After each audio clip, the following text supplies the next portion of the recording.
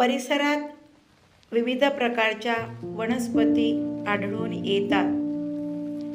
औषधी वनस्पती तसेच त्यांचे गुणधर्म शोधण्यासाठी सर्वप्रथम वनस्पतींचा परिचय होणे आवश्यक होते.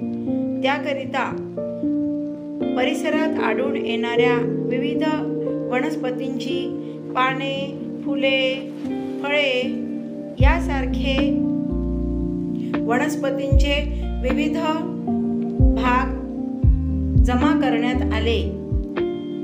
एकत्रितपणे पाने, फुले यांचे निरीक्षण करून त्यांचे प्रथमतः वर्गीकरण करण्यात आले.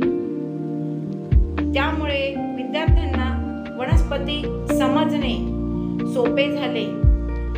विद्यार्थी परिसरात आढळून येणाऱ्या वनस्पतींची सर्वसामान्य नावे ओळखायला शिकले.